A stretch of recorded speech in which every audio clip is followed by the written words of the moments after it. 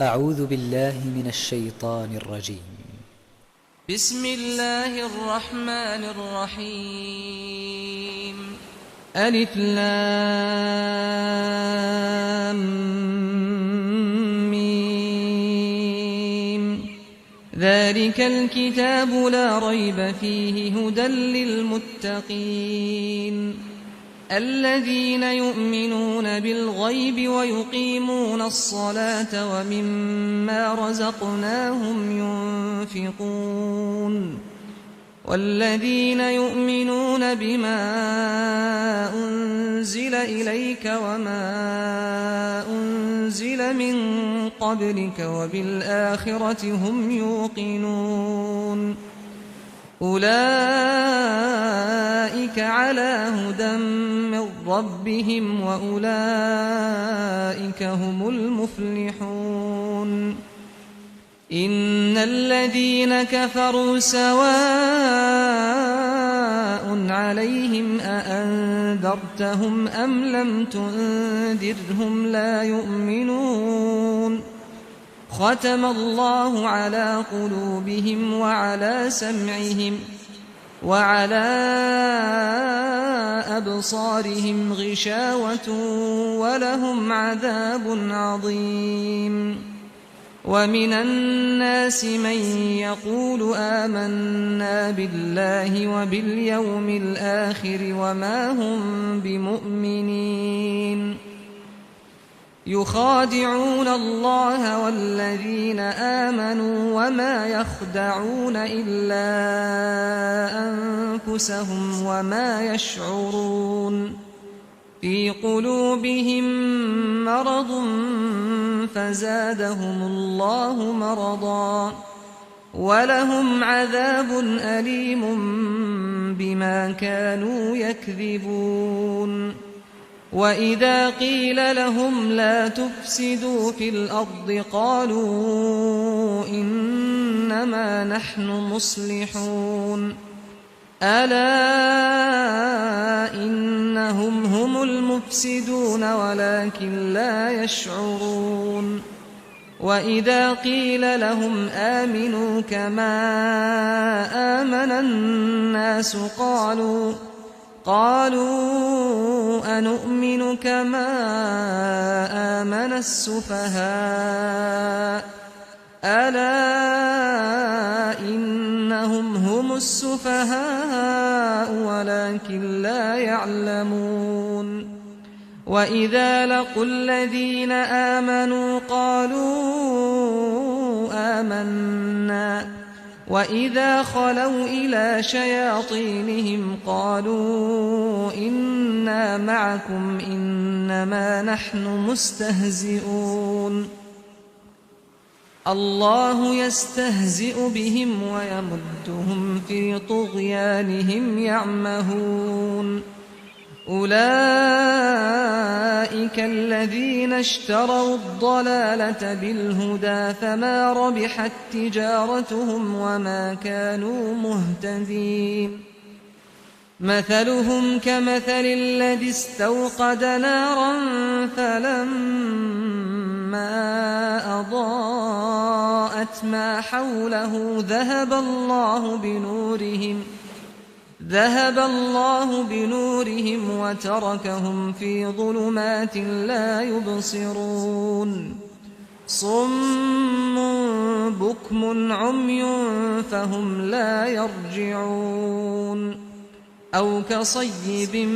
من السماء فيه ظلمات ورعد وبرق يجعلون أصابعهم في آذانهم من الصواعق حذر الموت والله محيط بالكافرين. يكاد البرق يخطف أبصارهم كلما أضاء لهم مشوا فيه وإذا أظلم عليهم قاموا ولو شاء الله لذهب بسمعهم وأبصارهم إن الله على كل شيء قدير. يا أيها الناس اعبدوا ربكم الذي خلقكم والذين من قبلكم لعلكم تتقون. الذي جعل لكم الأرض فراشا والسماء بناء وأنزل من السماء ماء فأخرج به من الثمرات رزقا لكم فلا تجعلوا لله أندادا وأنتم تعلمون. وإن كنتم في ريب مما نزلنا على عبدنا فأتوا بسورة من مثله وادعوا شهداءكم من دون الله إن كنتم صادقين. فإن لم تفعلوا ولن تفعلوا فاتقوا النار التي وقودها الناس والحجارة أعدت للكافرين. وبشر الذين آمنوا وعملوا الصالحات أن لهم جنات تجري من تحتها الأنهار كلما رزقوا منها من ثمرة رزقا قالوا هذا الذي رزقنا من قبل وأتوا به متشابها ولهم فيها أزواج مطهرة وهم فيها خالدون. إن الله لا يستحيي أن يضرب مثلا ما بعوضة فما فوقها فأما الذين آمنوا فيعلمون أنه الحق من ربهم وأما الذين كفروا فيقولون ماذا أراد الله بهذا مثلا يضل به كثيرا ويهدي به كثيرا وما يضل به إلا الفاسقين الذين ينقضون عهد الله من بعد ميثاقه ويقطعون ما أمر الله به أن يوصل ويفسدون في الأرض أولئك هم الخاسرون. كيف تكفرون بالله وكنتم أمواتا فأحياكم ثم يميتكم ثم يحييكم ثم إليه ترجعون. هو الذي خلق لكم ما في الأرض جميعا ثم استوى إلى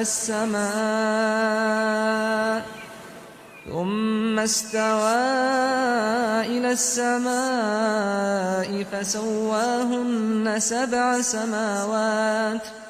وهو بكل شيء عليم. وإذ قال ربك للملائكة إني جاعل في الأرض خليفة قالوا أتجعل فيها من يفسد فيها ويسفك الدماء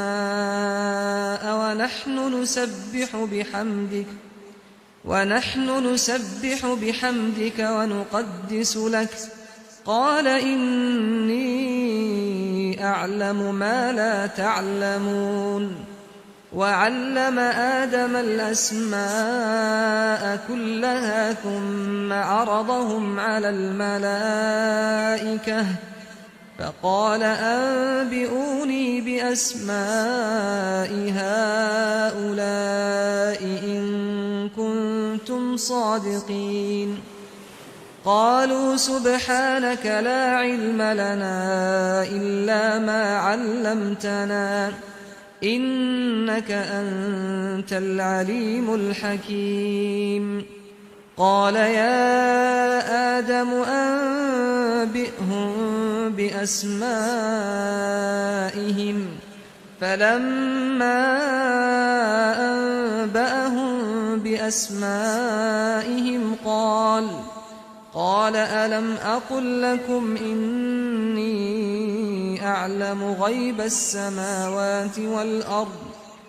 إني أعلم غيب السماوات والأرض وأعلم ما تبدون وما كنتم تكتمون وإذ قلنا للملائكة اسجدوا لآدم فسجدوا إلا إبليس أبى واستكبر وكان من الكافرين وقلنا يا آدم اسكن أنت وزوجك الجنة وكلا منها رغدا حيث شئتما ولا تقربا هذه الشجرة فتكونا من الظالمين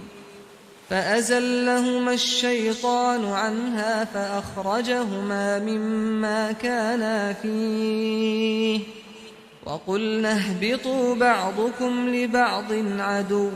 ولكم في الأرض مستقر ومتاع إلى حين فتلقى آدم من ربه كلمات فتاب عليه إنه هو التواب الرحيم قلنا اهبطوا منها جميعا فإما يأتينكم مني هدى فمن تبع هداي فلا خوف عليهم ولا هم يحزنون والذين كفروا وكذبوا بآياتنا أولئك أصحاب النار هم فيها خالدون يا بني إسرائيل اذكروا نعمتي التي أنعمت عليكم وأوفوا بعهدي أوف بعهدكم وإياي فارهبون وآمنوا بما أنزلت مصدقا لما معكم ولا تكونوا أول كافر به ولا تشتروا بآياتي ثمنا قليلا وإياي فاتقون ولا تلبسوا الحق بالباطل وتكتموا الحق وأنتم تعلمون وأقيموا الصلاة وآتوا الزكاة واركعوا مع الراكعين أتأمرون الناس بالبر وتنسون أنفسكم وأنتم تتلون الكتاب أفلا تعقلون واستعينوا بالصبر والصلاة وإنها لكبيرة إلا على الخاشعين الذين يظنون أنهم ملاقو ربهم وأنهم إليه راجعون يا بني إسرائيل اذكروا نعمتي التي أنعمت عليكم وأني فضلتكم على العالمين واتقوا يوما لا تجزي نفس عن نفس شيئا ولا يقبل منها شفاعة ولا يؤخذ منها عدل ولا هم ينصرون وإذ نجيناكم من آل فرعون يسومونكم سوء العذاب يذبحون أبناءكم ويستحيون نساءكم وفي ذلكم بلاء من ربكم عظيم وإذ فرقنا بكم البحر فأنجيناكم وأغرقنا آل فرعون وأنتم تنظرون وإذ واعدنا موسى 40 ليلة ثم اتخذتم العجل من بعده وأنتم ظالمون ثم عفونا عنكم من بعد ذلك لعلكم تشكرون وإذ آتينا موسى الكتاب والفرقان لعلكم تهتدون وإذ قال موسى لقومه يا قوم إنكم ظلمتم أنفسكم باتخاذكم العجل فتوبوا إلى بارئكم فاقتلوا أنفسكم ذلكم خير لكم عند بارئكم فتاب عليكم إنه هو التواب الرحيم وإذ قلتم يا موسى لن نؤمن لك حتى نرى الله جهرة فأخذتكم الصاعقة وأنتم تنظرون ثم بعثناكم من بعد موتكم لعلكم تشكرون وظللنا عليكم الغمام وأنزلنا عليكم المن والسلوى كلوا من طيبات ما رزقناكم وما ظلمونا ولكن كانوا أنفسهم يظلمون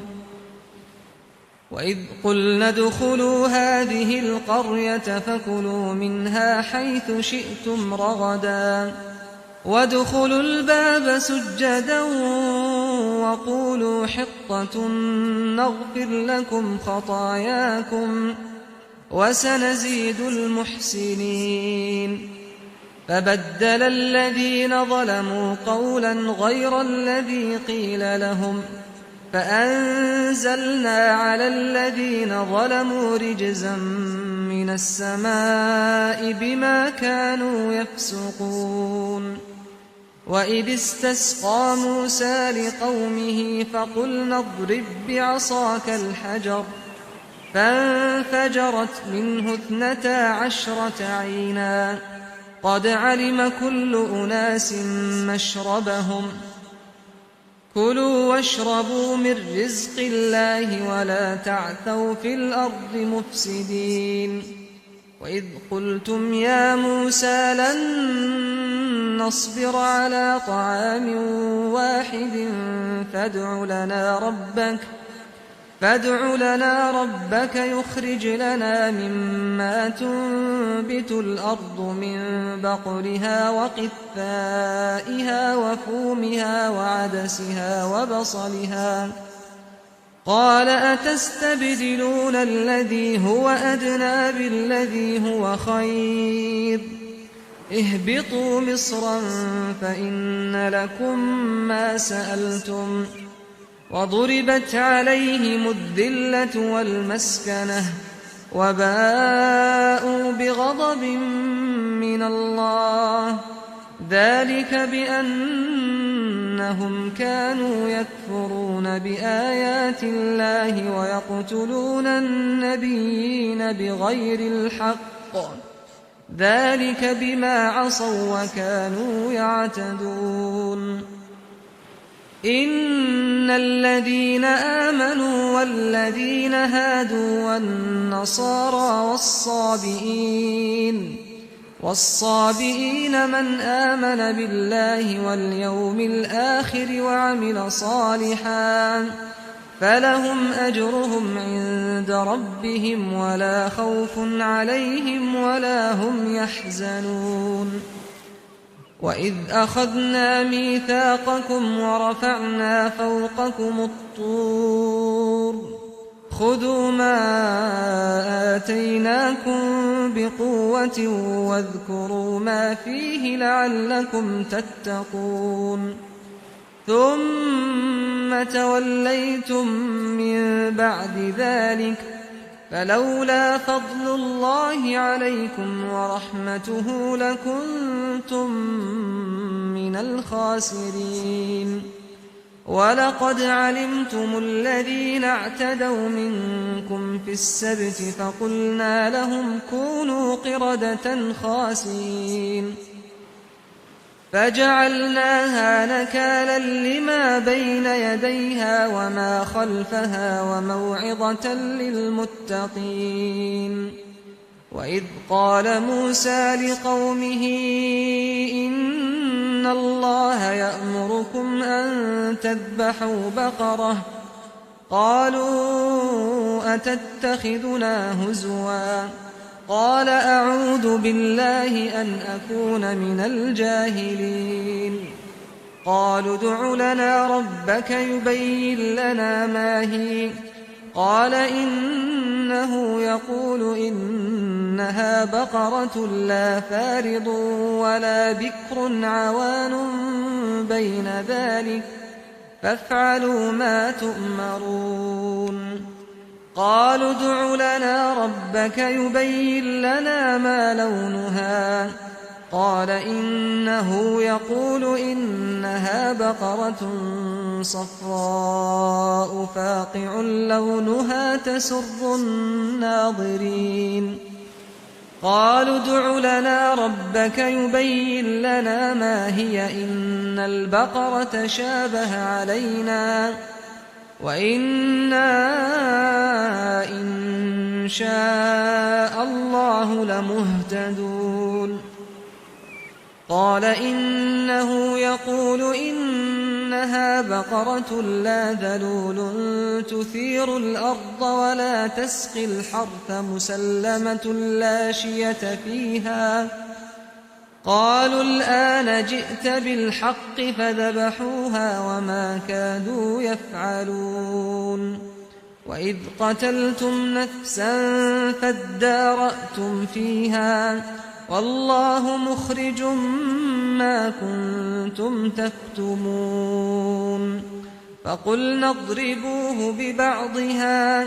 كذلك يحيي الله الموتى ويريكم آياته لعلكم تعقلون ثم قست قلوبكم من بعد ذلك فهي كالحجارة أو أشد قسوة وإن من الحجارة لما يتفجر منه الأنهار وإن منها لما يشقق فيخرج منه الماء وإن منها لما يهبط من خشية الله وما الله بغافل عما تعملون أفتطمعون أن يؤمنوا لكم وقد كان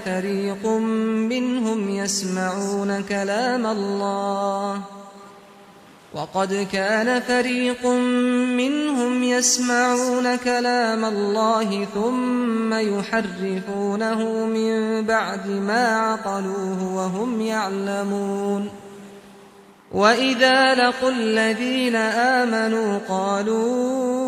آمنا وإذا خلا بعضهم إلى بعض قالوا أتحدثونهم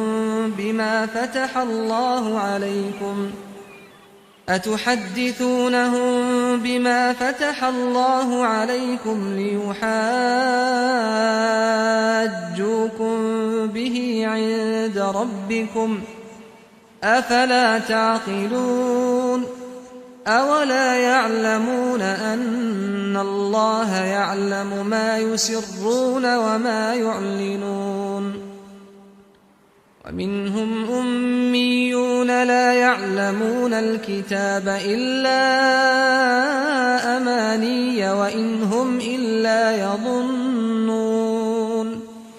فويل للذين يكتبون الكتاب بأيديهم ثم يقولون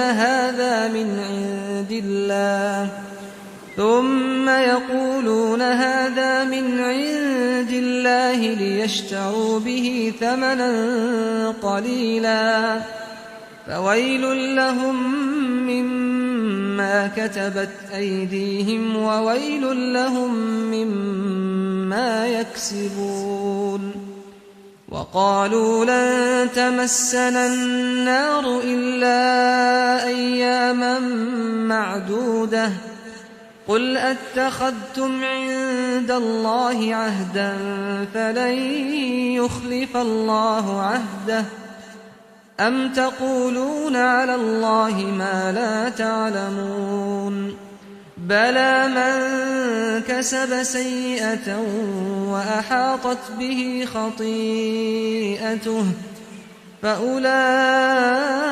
أصحاب النار هم فيها خالدون والذين آمنوا وعملوا الصالحات أولئك أصحاب الجنة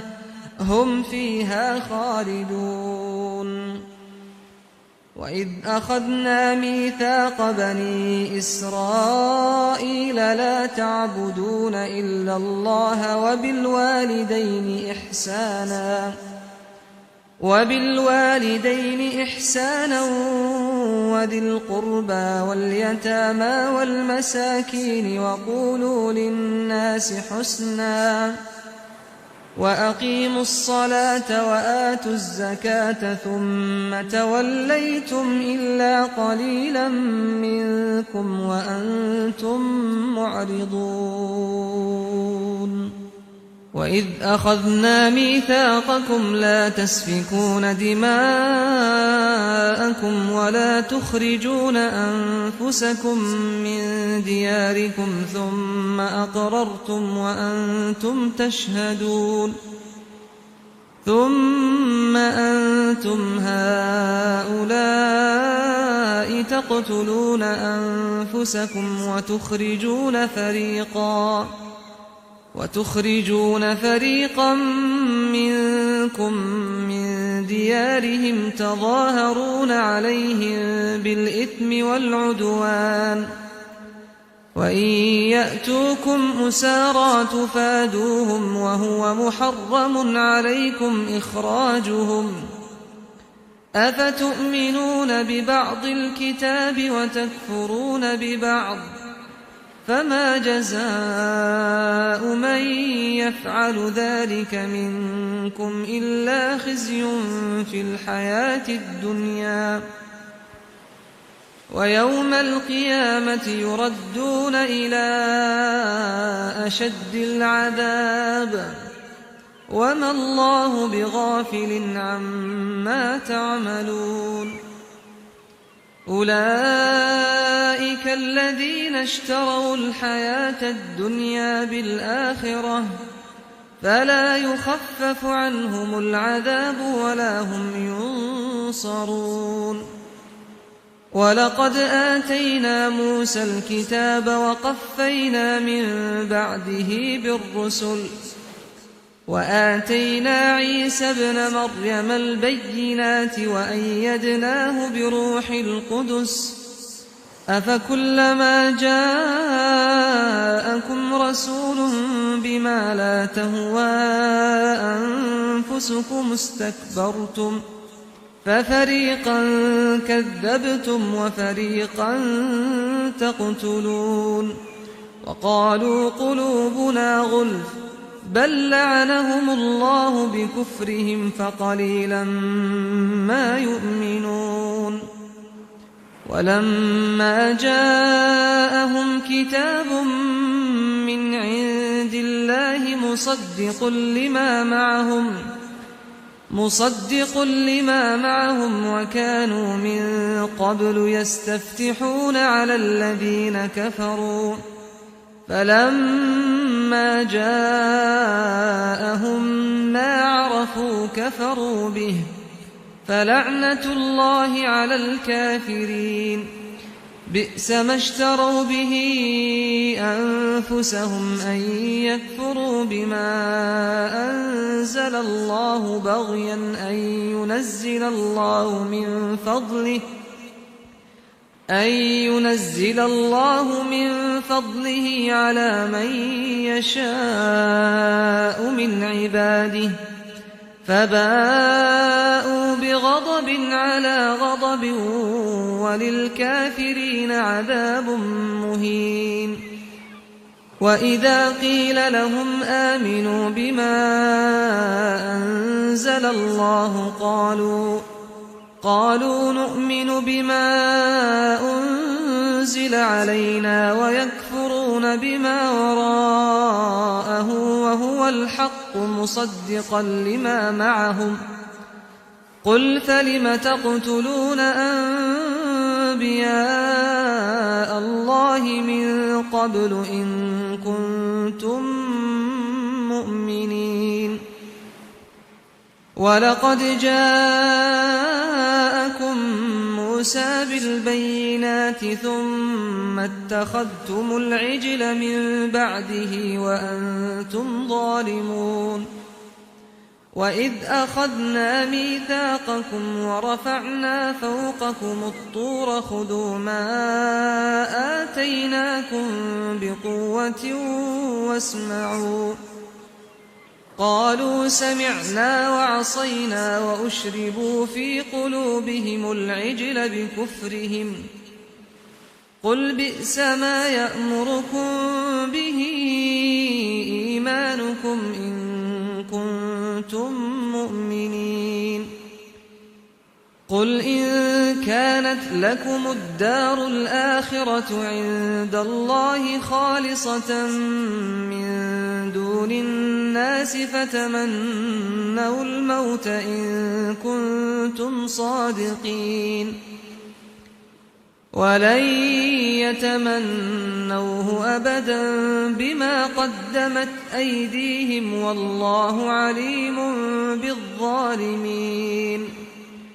ولتجدنهم أحرص الناس على حياة ومن الذين أشركوا يود أحدهم لو يعمر 1000 سنة وما هو بمزحزحه من العذاب أن يعمر والله بصير بما يعملون. قل من كان عدوا لجبريل فإنه نزله على قلبك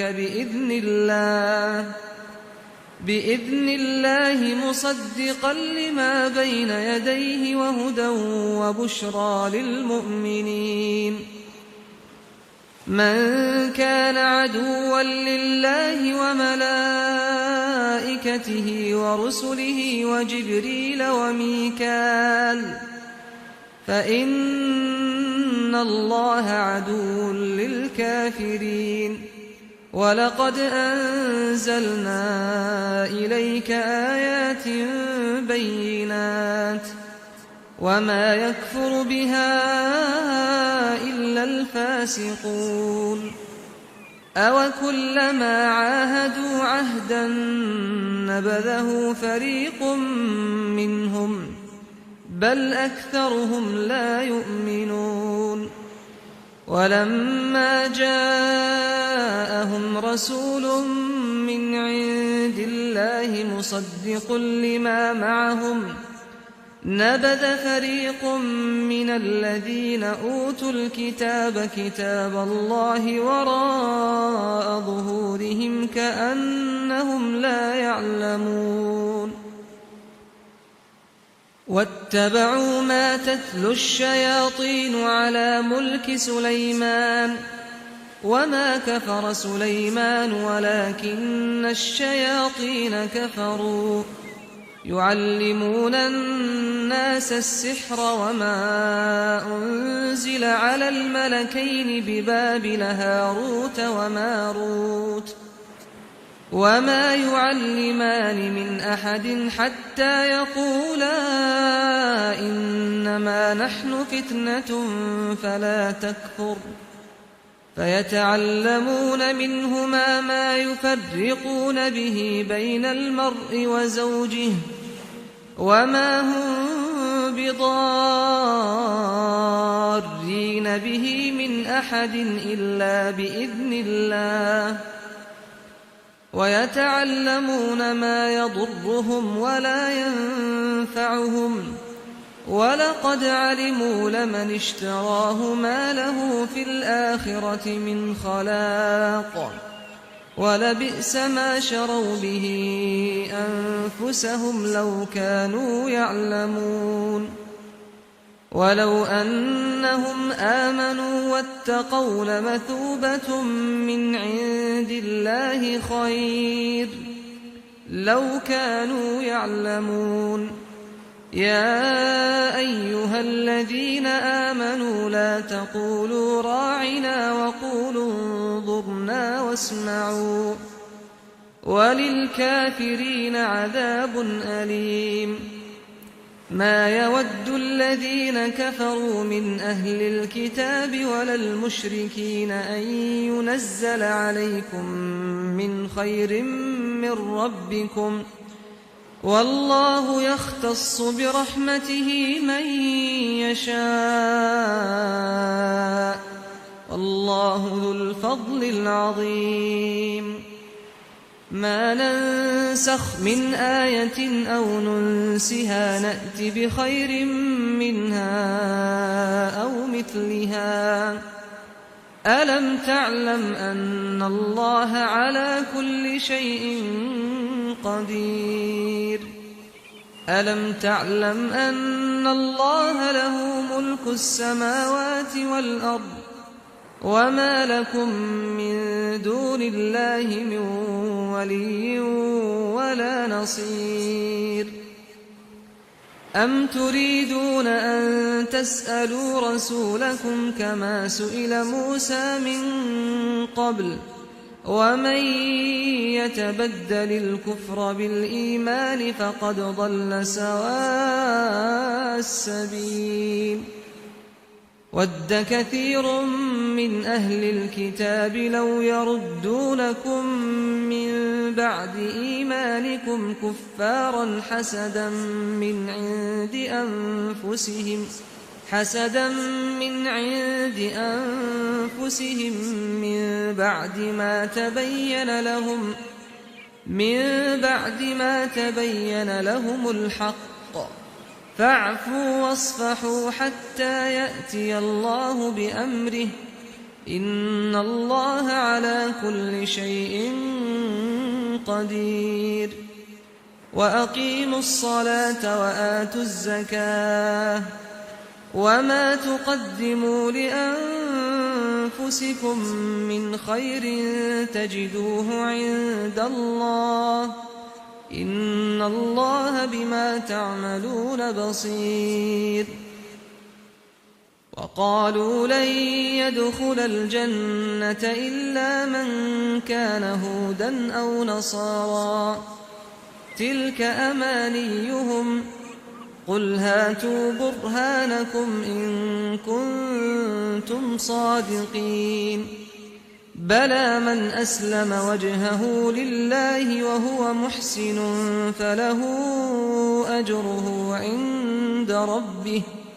ولا خوف عليهم ولا هم يحزنون وقالت اليهود ليست النصارى على شيء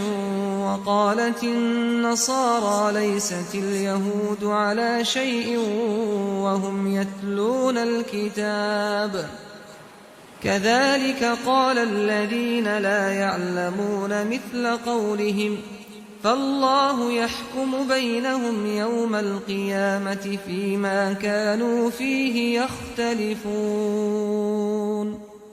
ومن أظلم ممن منع مساجد الله أن يذكر فيها اسمه وسعى في خرابها أولئك أولئك ما كان لهم أن يدخلوها إلا خائفين لهم في الدنيا خزي ولهم في الآخرة عذاب عظيم ولله المشرق والمغرب فأينما تولوا فثم وجه الله إن الله واسع عليم وقالوا اتخذ الله ولدا سبحانه بل له ما في السماوات والأرض كل له قانتون بديع السماوات والأرض وإذا قضى أمرا فإنما يقول له كن فيكون وقال الذين لا يعلمون لولا يكلمنا الله أو تأتينا آية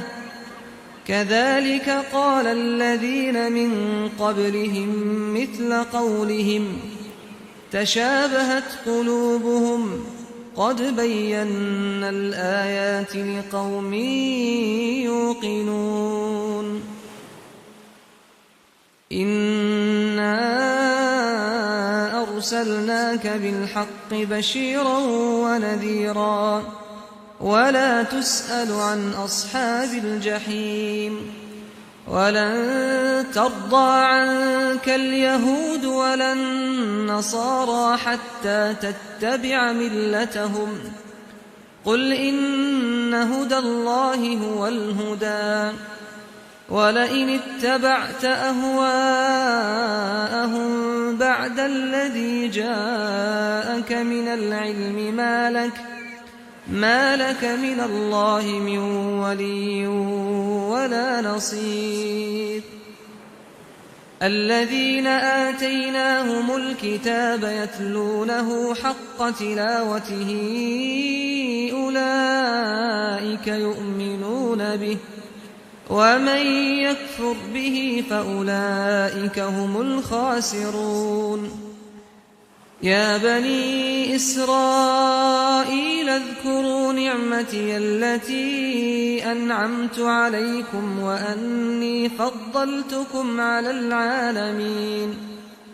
واتقوا يوما لا تجزي نفس عن نفس شيئا ولا يقبل منها عدل ولا تنفعها شفاعة ولا هم ينصرون وإذ ابتلى إبراهيم ربه بكلمات فأتمهن قال إني جاعلك للناس إماما قال ومن ذريتي قال لا ينال عهد الظالمين وإذ جعلنا البيت مثابة للناس وأمنا واتخذوا من مقام إبراهيم مصلى وعهدنا إلى إبراهيم وإسماعيل أن طهرا بيتي للطائفين والعاكفين والركع السجود وإذ قال إبراهيم رب اجعل هذا بلدا آمنا وارزق أهله من الثمرات من آمن منهم بالله واليوم الآخر قال ومن كفر فأمتعه قليلا ثم أضطره إلى عذاب النار وبئس المصير وإذ يرفع إبراهيم القواعد من البيت وإسماعيل ربنا تقبل منا إنك أنت السميع العليم ربنا واجعلنا مسلمين لك ومن ذريتنا أمة مسلمة لك وأرنا مناسكنا وتب علينا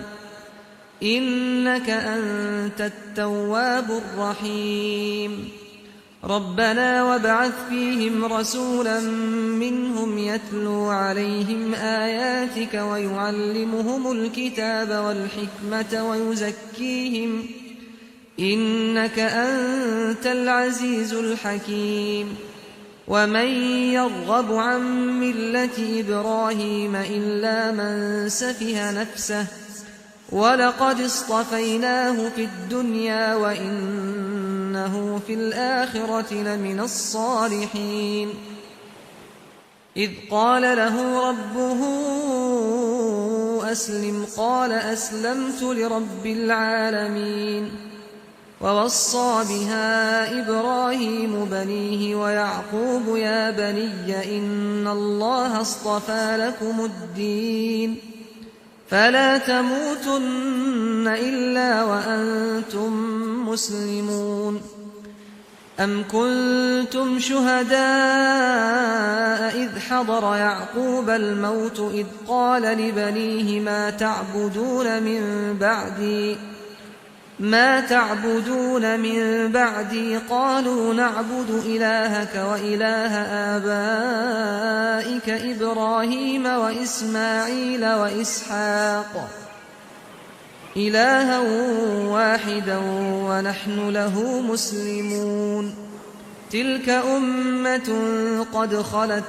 لها ما كسبت ولكم ما كسبتم ولا تسألون عما كانوا يعملون وقالوا كونوا هودا أو نصارى تهتدوا قل بل ملة إبراهيم حنيفا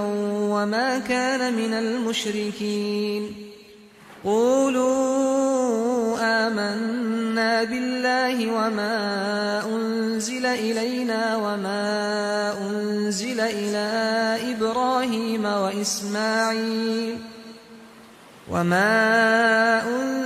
إلى إبراهيم وإسماعيل وإسحاق ويعقوب والأسباط وما أوتي موسى وعيسى وما أوتي النبيون من ربهم لا نفرق بين أحد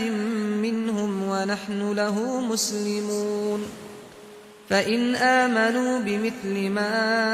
آمنتم به فقد اهتدوا وإن تولوا فإنما هم في شقاق فسيكفيكهم الله وهو السميع العليم صبغة الله ومن أحسن من الله صبغة ونحن له عابدون قل أتحاجوننا في الله وهو ربنا وربكم ولنا أعمالنا ولكم أعمالكم ونحن له مخلصون أم تقولون إن إبراهيم وإسماعيل وإسحاق ويعقوب والأسباط كانوا هودا أو نصارى قل أأنتم أعلم أم الله ومن أظلم ممن كتم شهادة عنده من الله وما الله بغافل عما تعملون تلك أمة قد خلت لها ما كسبت ولكم ما كسبتم ولا تسألون عما كانوا يعملون سيقول السفهاء من الناس ما ولاهم عن قبلتهم التي كانوا عليها قل لله المشرق والمغرب يهدي من يشاء إلى صراط مستقيم وكذلك جعلناكم أمة وسطا لتكونوا شهداء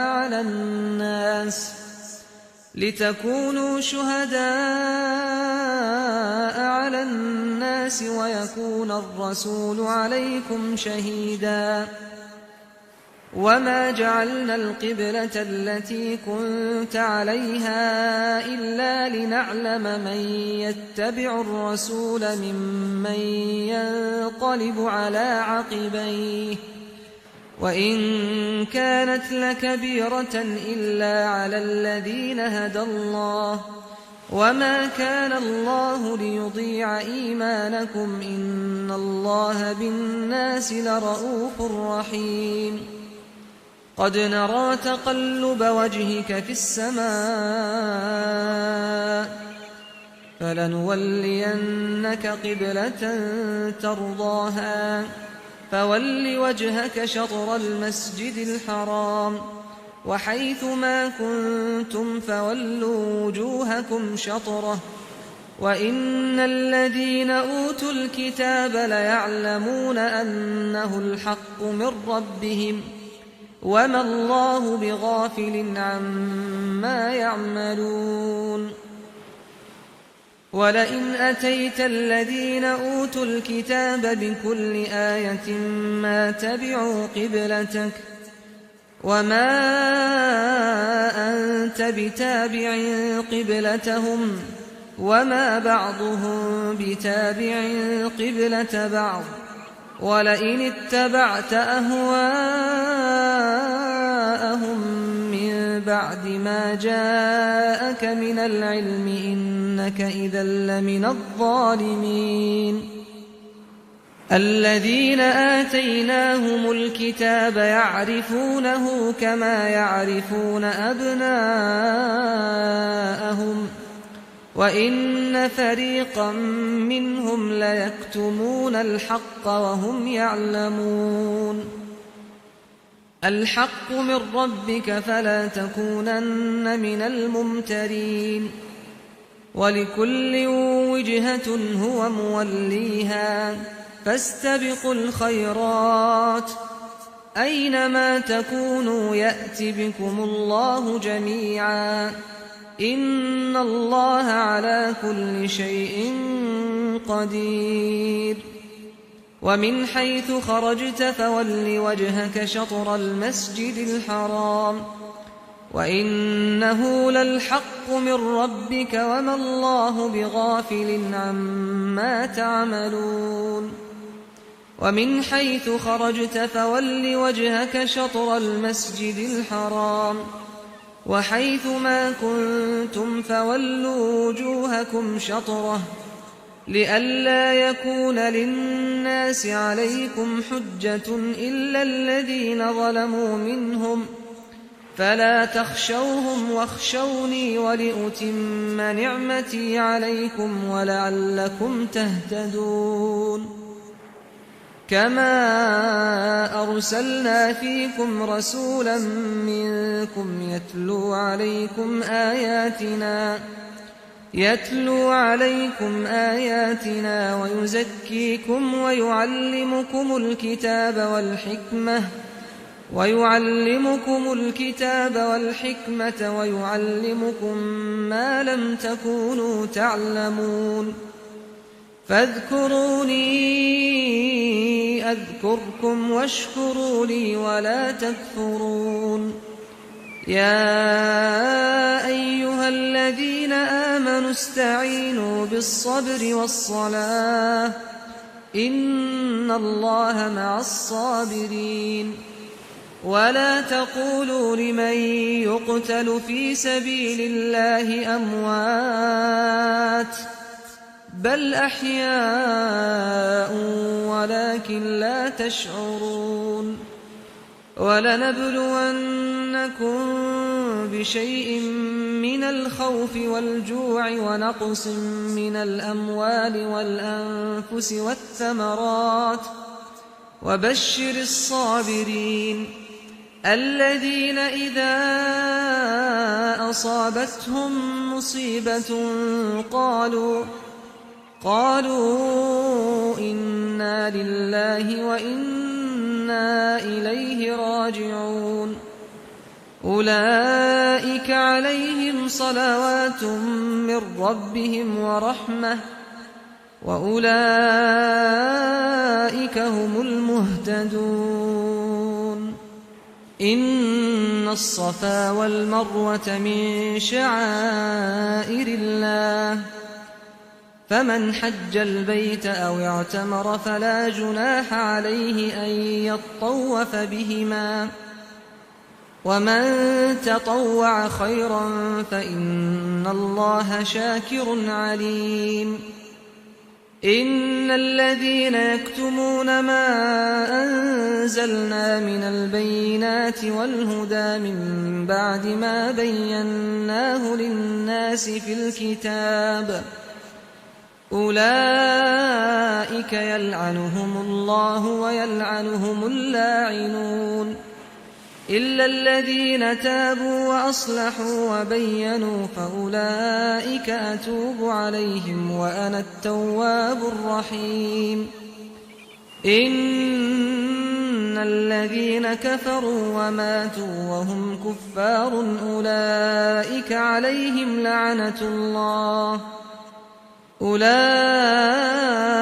عليهم لعنة الله والملائكة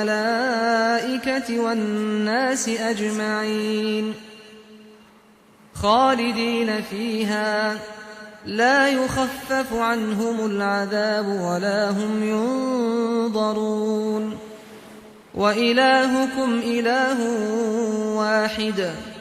لا إله إلا هو الرحمن الرحيم إن في خلق السماوات والأرض واختلاف الليل والنهار والفلك التي تجري في البحر بما ينفع الناس وما أنزل الله من السماء من ماء فأحيا به الأرض بعد موتها وبث فيها من كل دابة وتصريف الرياح والسحاب المسخر بين السماء والأرض لآيات لقوم يعقلون ومن الناس من يتخذ من دون الله أندادا يحبونهم كحب الله والذين آمنوا أشد حبا لله ولو يرى الذين ظلموا إذ يرون العذاب أن القوة لله جميعا وأن الله شديد العذاب إذ تبرأ الذين اتبعوا من الذين اتبعوا ورأوا العذاب وتقطعت بهم الأسباب وقال الذين اتبعوا لو أن لنا كرة فنتبرأ منهم كما تبرأوا منا كذلك يريهم الله أعمالهم حسرات عليهم وما هم بخارجين من النار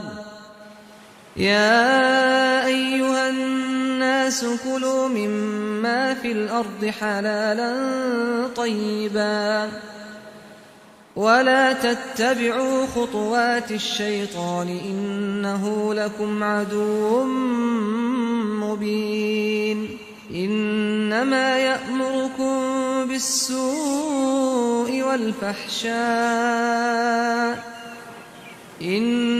يأمركم بالسوء والفحشاء وأن تقولوا على الله ما لا تعلمون وإذا قيل لهم اتبعوا ما أنزل الله قالوا بل نتبع ما ألفينا عليه آباءنا أولو كان آباؤهم لا يعقلون شيئا ولا يهتدون ومثل الذين كفروا كمثل الذي ينعق بما لا يسمع إلا دعاء ونداء صم بكم عمي فهم لا يعقلون الذين آمنوا كلوا من طيبات ما رزقناكم واشكروا لله إن كنتم إياه تعبدون إنما حرم عليكم الميتة والدم ولحم الخنزير وما أهل به لغير الله فمن اضطر غير باغ ولا عاد فلا إثم عليه إن الله غفور رحيم إن الذين يكتمون ما أنزل الله من الكتاب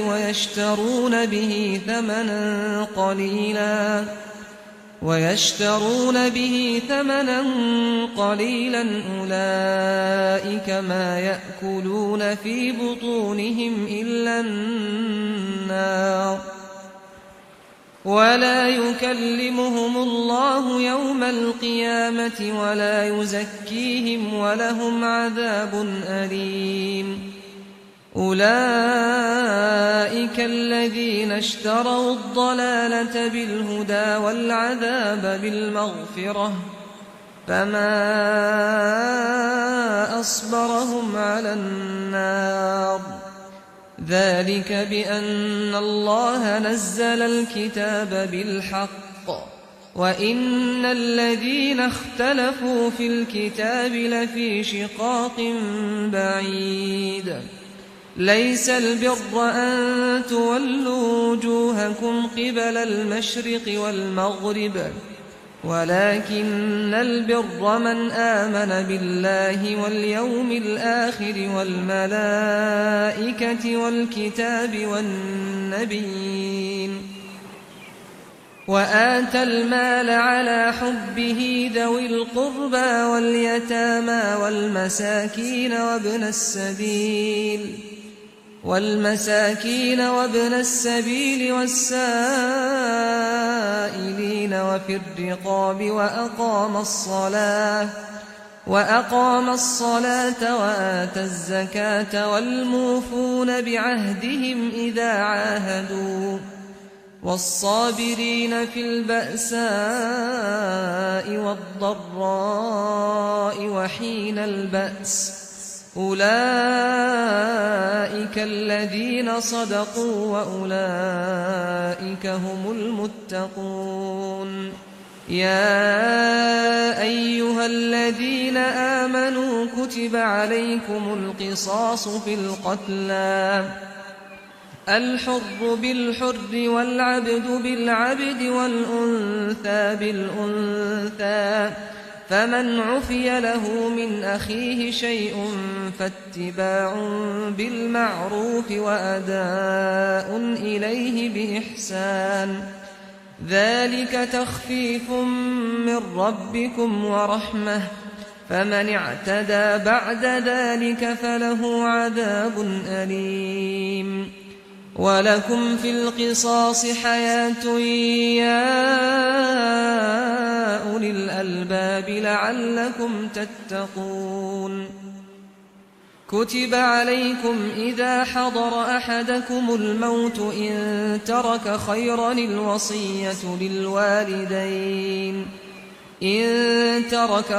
الوصية للوالدين والأقربين بالمعروف حقا على المتقين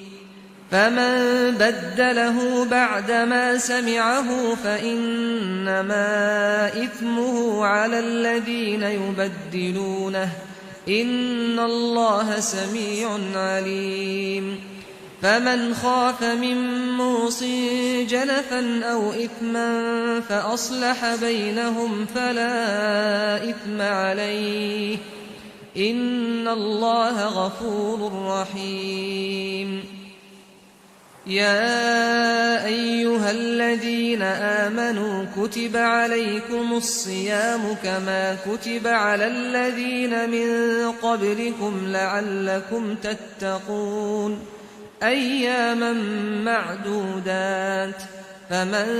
كان منكم مريضا أو على سفر فعدة من أيام أخر، وعلى الذين يطيقونه فدية طعام مسكين، فمن تطوع خيرا فهو خير له، وأن تصوموا خير لكم إن كنتم تعلمون.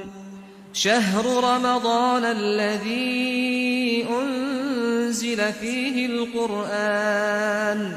هدى للناس وبينات من الهدى والفرقان، فمن شهد منكم الشهر فليصمه، ومن كان مريضا أو على سفر فعدة من أيام أخر. يريد الله بكم اليسر ولا يريد بكم العسر ولتكملوا العدة ولتكبروا الله على ما هداكم ولعلكم تشكرون. وإذا سألك عبادي عني فإني قريب أجيب دعوة الداع إذا دعان، فليستجيبوا لي وليؤمنوا بي لعلهم يرشدون. أحل لكم ليلة الصيام الرفث إلى نسائكم هن لباس لكم وأنتم لباس لهن، علم الله أنكم كنتم تختانون أنفسكم فتاب عليكم وعفى عنكم، فالآن باشروهن وابتغوا ما كتب الله لكم، وكلوا واشربوا حتى يتبين لكم الخيط الأبيض من الخيط الأسود من الفجر، ثم أتموا الصيام إلى الليل، ولا تباشروهن وأنتم عاكفون في المساجد، تلك حدود الله فلا تقربوها،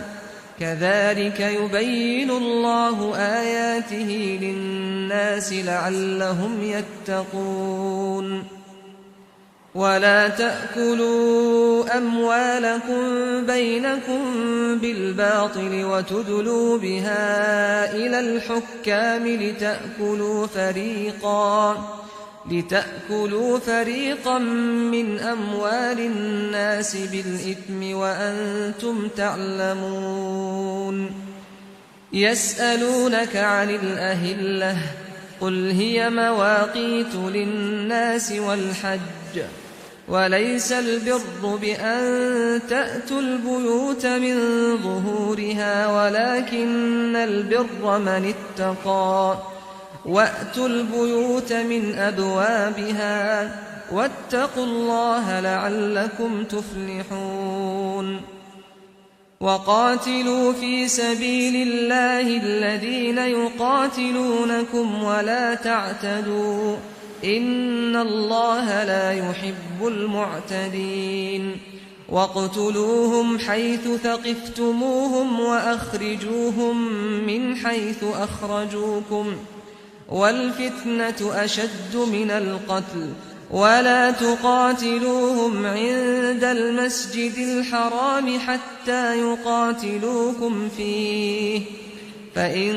قاتلوكم فاقتلوهم كذلك جزاء الكافرين. فإن انتهوا فإن الله غفور رحيم. وقاتلوهم حتى لا تكون فتنة ويكون الدين لله، فإن انتهوا فلا عدوان إلا على الظالمين. الشهر الحرام بالشهر الحرام والحرمات قصاص، فمن اعتدى عليكم فاعتدوا عليه بمثل ما اعتدى عليكم، واتقوا الله واعلموا أن الله مع المتقين وأنفقوا في سبيل الله ولا تلقوا بأيديكم إلى التهلكة وأحسنوا إن الله يحب المحسنين وأتموا الحج والعمرة لله فإن أحصرتم فما استيسر من الهدي ولا تحلقوا رؤوسكم حتى يبلغ الهدي محله فمن كان منكم مريضا أو به أذى من رأسه ففدية من صيام أو صدقة أو نسك فإذا أمنتم فمن تمتع بالعمرة إلى الحج فما استيسر من الهدي فمن لم يجد فصيام 3 أيام في الحج و7 إذا رجعتم تلك 10 كاملة ذلك لمن لم يكن أهله حاضر المسجد الحرام واتقوا الله واعلموا أن الله شديد العقاب الحج أشهر معلومات فمن فرض فيهن الحج فلا رفث ولا فسوق ولا جدال في الحج وما تفعلوا من خير يعلمه الله وتزودوا فإن خير الزاد التقوى واتقون يا أولي الألباب ليس عليكم جناح أن تبتغوا فضلا من ربكم فإذا أفضتم من عرفات فاذكروا الله عند المشعر الحرام واذكروه كما هداكم وإن كنتم من قبله لمن الضالين ثم أفيضوا من حيث أفاض الناس واستغفروا الله إن الله غفور رحيم فإذا قضيتم مناسككم فاذكروا الله كذكركم آباءكم أو أشد ذكرا فمن الناس من يقول ربنا آتنا في الدنيا وما له في الآخرة من خلاق ومنهم من يقول ربنا آتنا في الدنيا حسنة وفي الآخرة حسنة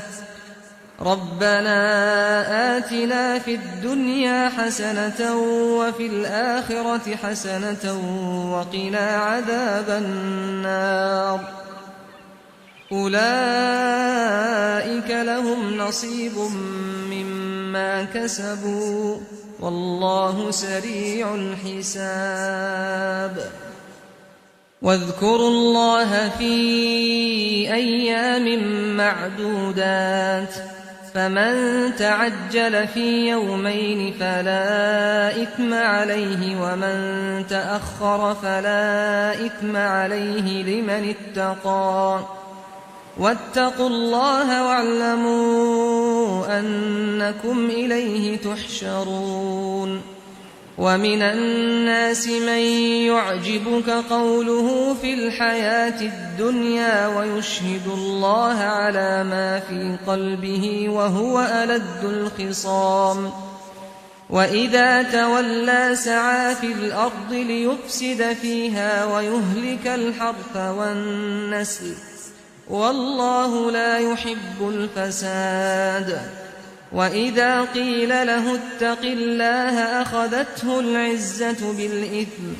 فحسبه جهنم ولبئس المهاد ومن الناس من يشري نفسه ابتغاء مرضات الله والله رؤوف بالعباد يا أيها الذين آمنوا ادخلوا في السلم كافة ولا تتبعوا خطوات الشيطان إنه لكم عدو مبين فإن زللتم من بعد ما جاءتكم البينات فاعلموا أن الله عزيز حكيم هل ينظرون إلا أن يأتيهم الله في ظلل من الغمام والملائكة وقضي الأمر وإلى الله ترجع الأمور سل بني إسرائيل كم آتيناهم من آية بينة ومن يبدل نعمة الله من بعد ما جاءته فإن الله شديد العقاب زين للذين كفروا الحياة الدنيا ويسخرون من الذين آمنوا والذين اتقوا فوقهم يوم القيامة والله يرزق من يشاء بغير حساب كان الناس أمة واحدة فبعث الله النبيين مبشرين ومنذرين وأنزل معهم الكتاب بالحق ليحكم بين الناس فيما اختلفوا فيه وما اختلف فيه إلا الذين أوتوه من بعد ما جاءتهم البينات بغيا بينهم فهدى الله الذين آمنوا لما اختلفوا فيه من الحق بإذنه والله يهدي من يشاء إلى صراط مستقيم أم حسبتم أن تدخلوا الجنة ولما يأتكم مثل الذين خلوا من قبلكم مستهم البأساء والضراء وزلزلوا حتى يقول الرسول والذين آمنوا معه متى نصر الله ألا إن نصر الله قريب يسألونك ماذا ينفقون قل ما أنفقتم من خير فللوالدين والأقربين واليتامى والمساكين وابن السبيل وما تفعلوا من خير فإن الله به عليم كتب عليكم القتال وهو كره لكم وعسى أن تكرهوا شيئا وهو خير لكم وعسى أن تحبوا شيئا وهو شر لكم والله يعلم وأنتم لا تعلمون يسألونك عن الشهر الحرام قتال فيه قل قتال فيه كبير وصد عن سبيل الله وكفر به والمسجد الحرام وإخراج أهله منه أكبر عند الله والفتنة أكبر من القتل ولا يزالون يقاتلونكم حتى يردوكم عن دينكم إن استطاعوا ومن يرتد منكم عن دينه فيمت وهو كافر فأولئك حبطت أعمالهم في الدنيا والآخرة وأولئك أصحاب النار هم فيها خالدون إن الذين آمنوا والذين هاجروا وجاهدوا في سبيل الله أولئك يرجون رحمة الله والله غفور رحيم يسألونك عن الخمر والميسر قل فيهما إثم كبير ومنافع للناس وإثمهما أكبر من نفعهما ويسألونك ماذا ينفقون قل العفو كذلك يبين الله لكم الآيات لعلكم تتفكرون في الدنيا والآخرة ويسألونك عن اليتامى قل إصلاح لهم خير وإن تخالطوهم فإخوانكم والله يعلم المفسد من المصلح ولو شاء الله لأعنتكم إن الله عزيز حكيم ولا تنكحوا المشركات حتى يؤمنوا ولأمة مؤمنة خير من مشركة ولو أعجبتكم ولا تنكحوا المشركين حتى يؤمنوا ولعبد مؤمن خير من مشرك ولو أعجبكم أولئك يدعون إلى النار والله يدعو إلى الجنة والمغفرة بإذنه ويبين آياته للناس لعلهم يتذكرون ويسألونك عن المحيض قل هو أذى فاعتزلوا النساء في المحيض ولا تقربوهن حتى يطهرن فإذا تطهرن فأتوهن من حيث أمركم الله إن الله يحب التوابين ويحب المتطهرين نساؤكم حرث لكم فأتوا حرثكم أنى شئتم وقدموا لأنفسكم واتقوا الله واعلموا أنكم ملاقوه وبشر المؤمنين ولا تجعلوا الله عرضة لأيمانكم أن تبروا وتتقوا وتصلحوا بين الناس والله سميع عليم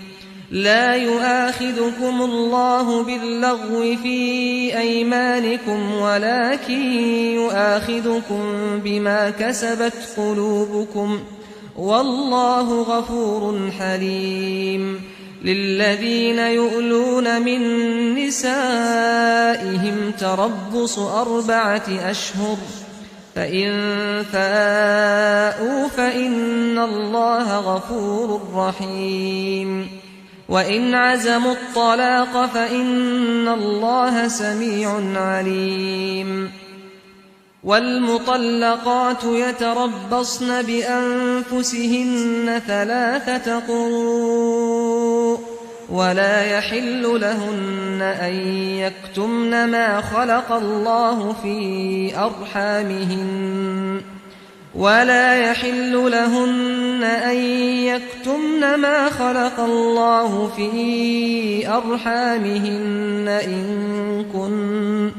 إن كن يؤمن بالله واليوم الآخر وبعولتهن أحق بردهن في ذلك إن أرادوا إصلاحا ولهن مثل الذي عليهن بالمعروف وللرجال عليهن درجة والله عزيز حكيم الطلاق 2 فإمساك بمعروف أو تسريح بإحسان ولا يحل لكم أن تأخذوا مما آتيتموهن شيئا إلا أن يخافا ألا يقيما حدود الله، فإن خفتم ألا يقيما حدود الله فلا جناح عليهما فيما افتدت به، تلك حدود الله فلا تعتدوها، ومن يتعد حدود الله فأولئك هم الظالمون. فإن طلقها فلا تحل له من بعد حتى تنكح زوجا غيره، فإن طلقها فلا جناح عليهما أن يتراجعا إن ظنا أن يقيما حدود الله، وتلك حدود الله يبينها لقوم يعلمون. وإذا طلقتم النساء فبلغن أجلهن فأمسكوهن بمعروف أو سرحوهن بمعروف، ولا تمسكوهن ضرارا لتعتدوا، ومن يفعل ذلك فقد ظلم نفسه. ولا تتخذوا آيات الله هزوا، واذكروا نعمة الله عليكم وما أنزل عليكم من الكتاب والحكمة يعظكم به، واتقوا الله واعلموا أن الله بكل شيء عليم. وإذا طلقتم النساء فبلغن أجلهن فلا تعضلوهن أن ينكحن أزواجهن إذا تراضوا بينهم بالمعروف، ذلك يوعظ به من كان منكم يؤمن بالله واليوم الآخر، ذلكم أزكى لكم وأطهر، والله يعلم وأنتم لا تعلمون. والوالدات يرضعن أولادهن حولين كاملين لمن أراد أن يتم الرضاعة، وعلى المولود له رزقهن وكسوتهن بالمعروف، لا تكلف نفس إلا وسعها، لا تضار والدة بولدها ولا مولود له بولده، وعلى الوارث مثل ذلك، فإن أرادا فصالا عن تراض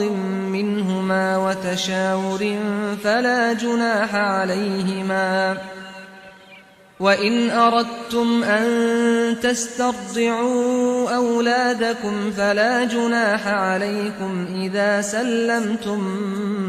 ما آتيتم بالمعروف، واتقوا الله واعلموا أن الله بما تعملون بصير. والذين يتوفون منكم ويذرون أزواجا يتربصن بأنفسهن 4 أشهر وعشرا، فإذا بلغن أجلهن فلا جناح عليكم فيما فعلن في أنفسهن بالمعروف، والله بما تعملون خبير. ولا جناح عليكم فيما عرضتم به من خطبة النساء أو أكننتم في أنفسكم، علم الله أنكم ستذكرونهن ولكن لا تواعدوهن سرا إلا أن تقولوا قولا معروفا، ولا تعزموا عقدة النكاح حتى يبلغ الكتاب أجله واعلموا أن الله يعلم ما في أنفسكم فاحذروه واعلموا أن الله غفور حليم لا جناح عليكم إن طلقتم النساء ما لم تمسوهن أو تفرضوا لهن فريضة ومتعوهن على الموسع قدره وعلى المقتر قدره متاعا بالمعروف حقا على المحسنين وإن طلقتموهن من قبل أن تمسوهن وقد فرضتم لهن فريضة فنصف ما فرضتم إلا أن يعفون أو يعفو الذي بيده عقدة النكاح وأن تعفوا أقرب للتقوى ولا تنسوا الفضل بينكم إن الله بما تعملون بصير حافظوا على الصلوات والصلاة الوسطى وقوموا لله قانتين فإن خفتم فرجالا أو ركبانا فإذا أمنتم فاذكروا الله كما علمكم ما لم تكونوا تعلمون والذين يتوفون منكم ويذرون أزواجا وصية لأزواجهم متاعا إلى الحول غير إخراج فإن خرجن فلا جناح عليكم فيما فعلن في أنفسهن من معروف والله عزيز حكيم وللمطلقات متاع بالمعروف حقا على المتقين كذلك يبين الله لكم آياته لعلكم تعقلون ألم تر إلى الذين خرجوا من ديارهم وهم ألوف حذر الموت فقال لهم الله موتوا ثم أحياهم إن الله لذو فضل على الناس ولكن أكثر الناس لا يشكرون وقاتلوا في سبيل الله واعلموا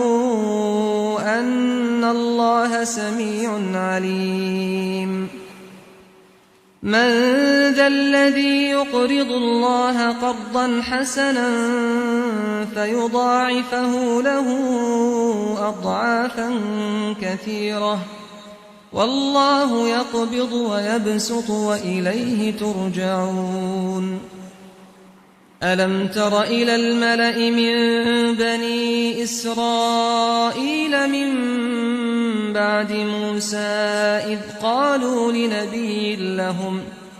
إذ قالوا لنبي لهم ابعث لنا ملكا نقاتل في سبيل الله قال هل عسيتم إن كتب عليكم القتال ألا تقاتلوا قالوا وما لنا ألا نقاتل في سبيل الله وقد أخرجنا من ديارنا وأبنائنا فلما كتب عليهم القتال تولوا إلا قليلا منهم والله عليم بالظالمين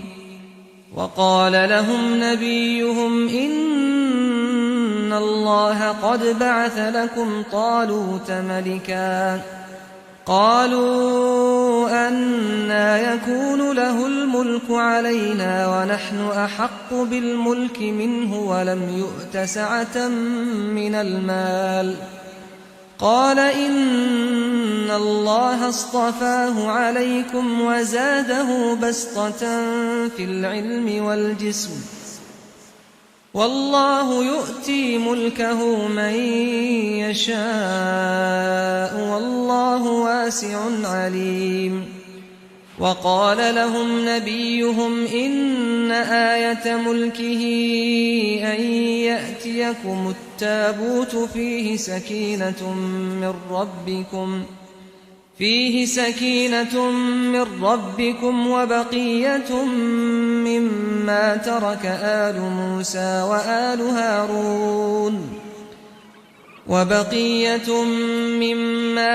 آل موسى وآل هارون تحمله الملائكة إن في ذلك لآية لكم إن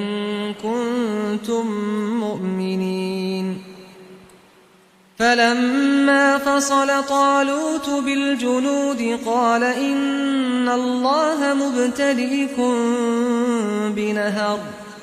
فمن شرب منه فليس مني ومن لم يطعمه فإنه مني إلا من اغترف غرفة بيده فشربوا منه إلا قليلا منهم فلما جاوزه هو والذين آمنوا معه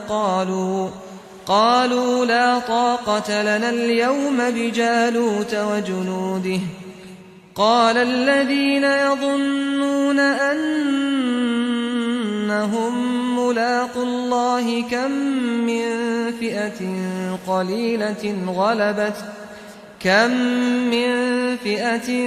قليلة غلبت فئة كثيرة بإذن الله والله مع الصابرين ولما برزوا لجالوت وجنوده قالوا ربنا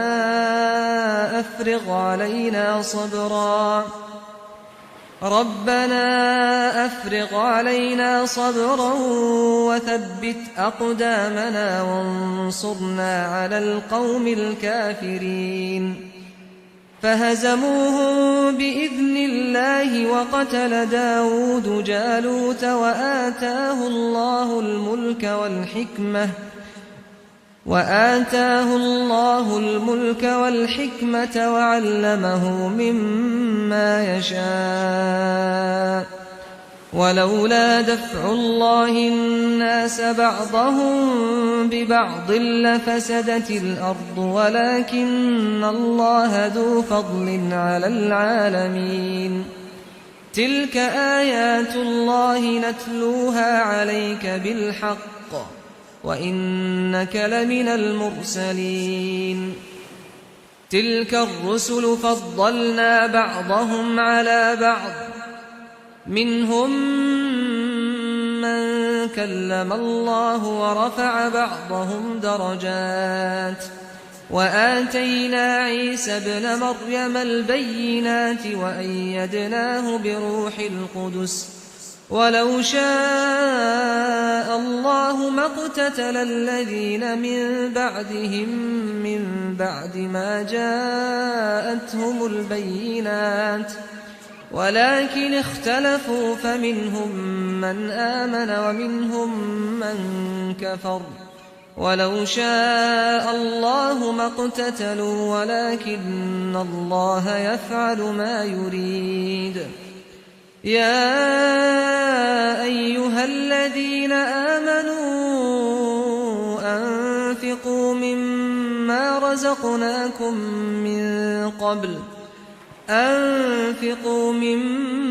رزقناكم من قبل أن يأتي يوم لا بيع فيه ولا خلة ولا شفاعة والكافرون هم الظالمون الله لا إله إلا هو الحي القيوم لا تأخذه سنة ولا نوم له ما في السماوات وما في الأرض من ذا الذي يشفع عنده إلا بإذنه يعلم ما بين أيديهم وما خلفهم ولا يحيطون بشيء من علمه إلا بما شاء وسع كرسيه السماوات والأرض ولا يئوده حفظهما وهو العلي العظيم لا إكراه في الدين قد تبين الرشد من الغي فمن يكفر بالطاغوت ويؤمن بالله فقد استمسك بالعروة الوثقى لا انفصام لها والله سميع عليم الله ولي الذين آمنوا يخرجهم من الظلمات إلى النور والذين كفروا أولياؤهم الطاغوت يخرجونهم من النور إلى الظلمات أولئك أصحاب النار هم فيها خالدون ألم تر إلى الذي حاج إبراهيم في ربه أن آتاه الله الملك إذ قال إبراهيم ربي الذي يحيي ويميت قال أنا أحيي وأميت قال إبراهيم فإن الله يأتي بالشمس من المشرق فأت بها من المغرب فبهت الذي كفر والله لا يهدي القوم الظالمين أو كالذي مر على قرية وهي خاوية على عروشها قال أنى يحيي هذه الله بعد موتها فأماته الله 100 عام ثم بعثه قال كم لبثت قال لبثت يوما أو بعض يوم قال بل لبثت 100 عام فانظر إلى طعامك وشرابك لم يتسنه وانظر إلى حمارك ولنجعلك آية للناس وانظر إلى العظام كيف ننشزها ثم نكسوها لحما فلما تبين له قال أعلم أن الله على كل شيء قدير وإذ قال إبراهيم رب أرني كيف تحيي الموتى قال أولم تؤمن قال بلى ولكن ليطمئن قلبي قال فخذ 4 من الطير فصرهن إليك ثم اجعل على كل جبل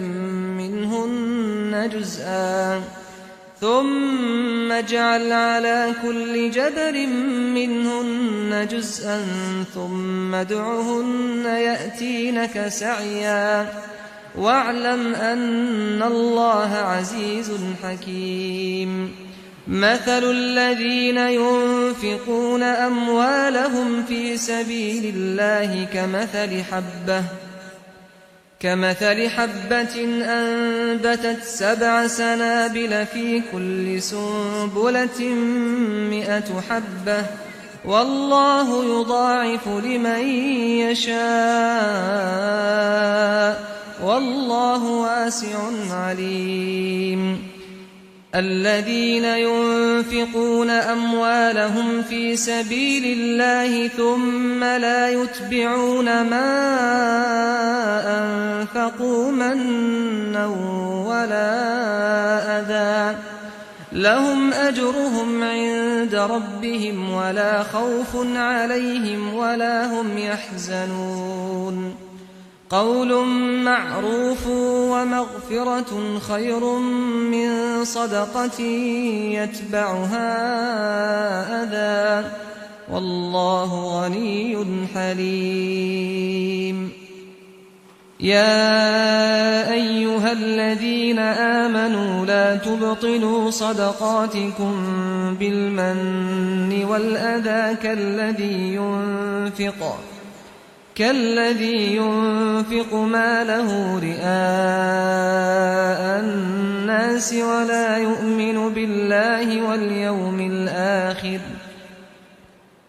فمثله كمثل صفوان عليه تراب فأصابه وابل فتركه صلدا لا يقدرون على شيء مما كسبوا والله لا يهدي القوم الكافرين ومثل الذين ينفقون أموالهم ابتغاء مرضات الله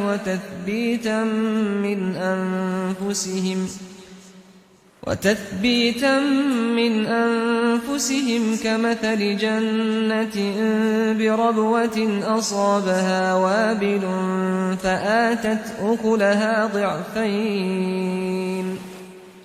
فآتت أكلها ضعفين فإن لم يصبها وابل فطل والله بما تعملون بصير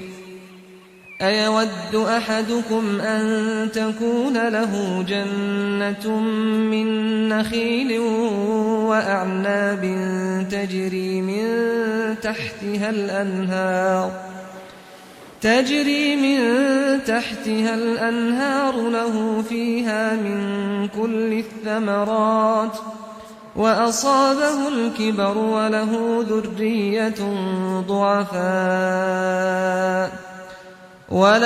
ذرية ضعفاء فأصابها إعصار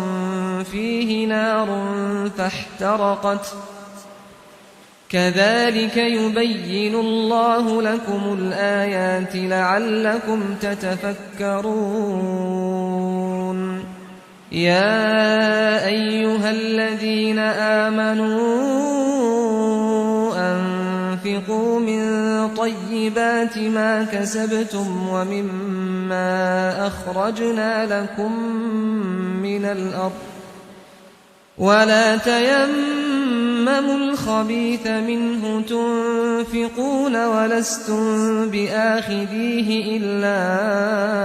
أن تغمضوا فيه واعلموا أن الله غني حميد الشيطان يعدكم الفقر ويأمركم بالفحشاء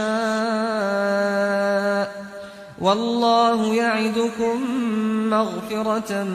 منه وفضلا والله واسع عليم يؤتي الحكمة من يشاء ومن يؤت الحكمة فقد أوتي خيرا كثيرا وما يذكر إلا أولو الألباب وما أنفقتم من نفقة أو نذرتم من نذر فإن الله يعلمه وما للظالمين من أنصار إن تبدوا الصدقات فنعما هي وإن تخفوها وتؤتوها الفقراء فهو خير لكم ويكفر عنكم من سيئاتكم والله بما تعملون خبير ليس عليك هداهم ولكن الله يهدي من يشاء وما تنفقوا من خير فلأنفسكم وما تنفقون إلا ابتغاء وجه الله وما تنفقوا من خير يوف إليكم وأنتم لا تظلمون للفقراء الذين أحصروا في سبيل الله لا يستطيعون ضربا في الأرض يحسبهم الجاهل أغنياء من التعفف تعرفهم بسيماهم لا يسألون الناس إلحافا وما تنفقوا من خير فإن الله به عليم الذين ينفقون أموالهم بالليل والنهار سرا وعلانية فلهم أجرهم عند ربهم ولا خوف عليهم ولا هم يحزنون الذين يأكلون الربا لا يقومون إلا كما يقوم الذي يتخبطه الشيطان من المس ذلك بأنهم قالوا إنما البيع مثل الربا وأحل الله البيع وحرم الربا فمن جاءه موعظة من ربه فانتهى فله ما سلف وأمره إلى الله ومن عاد فأولئك أصحاب النار هم فيها خالدون يمحق الله الربا ويربي الصدقات والله لا يحب كل كفار أثيم إن الذين آمنوا وعملوا الصالحات وأقاموا الصلاة وآتوا الزكاة لهم أجرهم عند ربهم ولا خوف عليهم ولا هم يحزنون يا أيها الذين آمنوا اتقوا الله وذروا ما بقي من الربا إن كنتم مؤمنين فإن لم تفعلوا فأذنوا بحرب من الله ورسوله وإن تبتم فلكم رؤوس أموالكم لا تظلمون ولا تظلمون وإن كان ذو عسرة فنظرة إلى ميسرة وأن تصدقوا خير لكم إن كنتم تعلمون واتقوا يوما ترجعون فيه إلى الله ثم توفى كل نفس ما كسبت وهم لا يظلمون يا أيها الذين آمنوا إذا تداينتم بدين إلى أجل مسمى فاكتبوه وليكتب بينكم كاتب بالعدل ولا يأب كاتب أن يكتب كما علمه الله فليكتب وليملل الذي عليه الحق وليتق الله ربه ولا يبخس منه شيئا فإن كان الذي عليه الحق سفيها أو ضعيفا أو لا يستطيع أن يمل هو فليملل وليه بالعدل واستشهدوا شهيدين من رجالكم فإن لم يكونا رجلين فرجل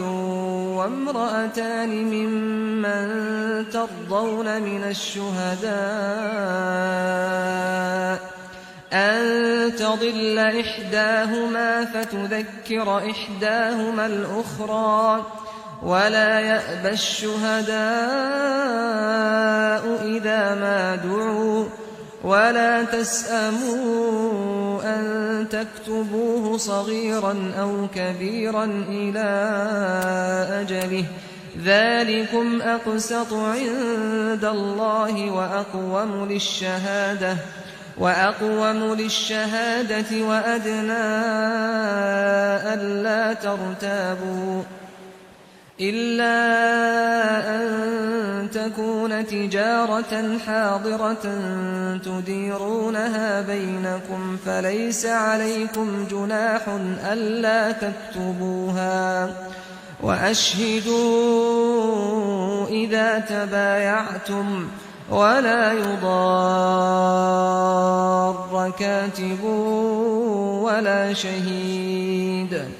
وإن تفعلوا فإنه فسوق بكم واتقوا الله ويعلمكم الله والله بكل شيء عليم وإن كنتم على سفر ولم تجدوا كاتبا فرهان مقبوضة